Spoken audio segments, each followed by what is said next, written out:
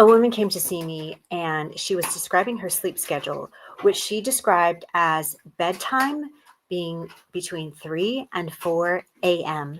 And then her early morning wake up time was actually about 11 or later in the afternoon.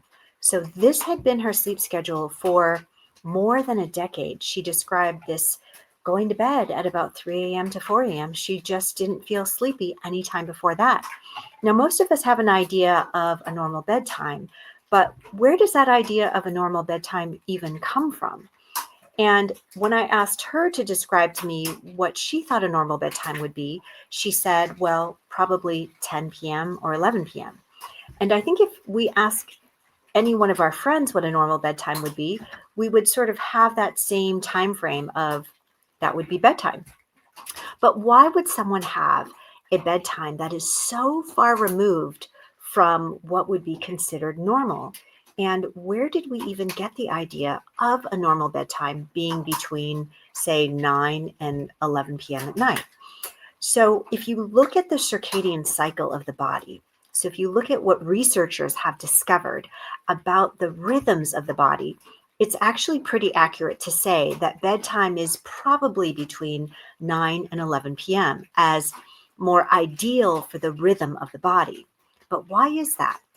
Well, it has to do, of course, with not only how dark it is outside, but the hormones within your body that are actually calling the shots.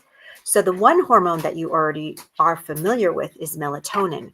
And that one's sort of calling the shots in terms of when you're going to go to sleep, because that hormone sort of has to surge like a huge spike in your bloodstream of melatonin is going to just dump in and tell your brain to begin turning things off. And that's how you get that feeling of just not being able to keep your eyes open and wanting to lay your head down on a pillow and that pressure to go to sleep. So for this woman who I was talking to, that pressure didn't begin until way after midnight.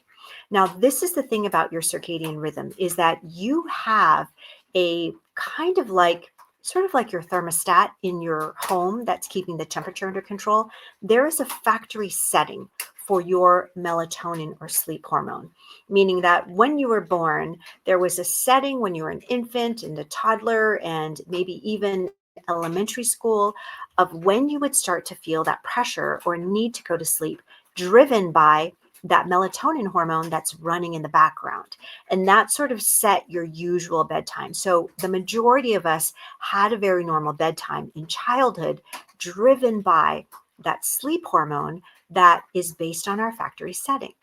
Now, as we get older, we begin to sort of put things into our own control. We put in our own sort of kind of an overdrive or an override where we pattern a new system based on our own schedule. So for this woman, it was either she couldn't fall asleep at night, so she started to push herself later and later, or maybe there were some distractions going on, like really good movies on the internet that she could watch.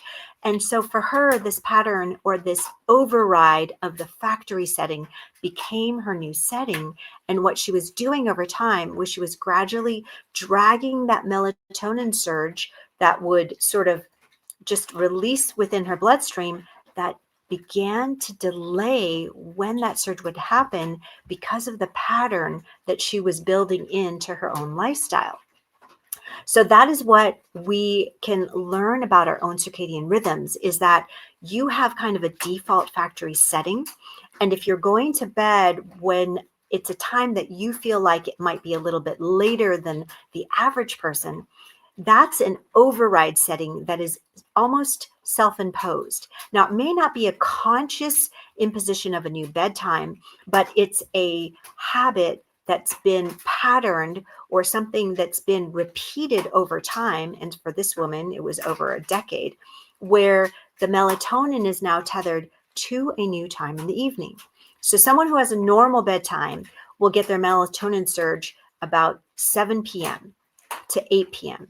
And for this woman, her melatonin surge isn't happening until midnight.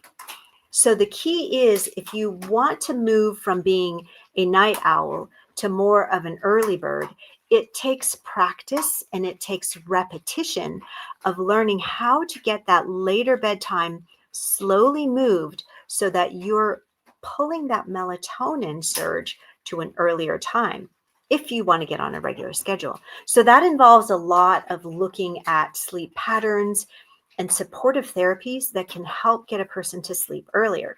And so hence that's why we've got night owls and early birds.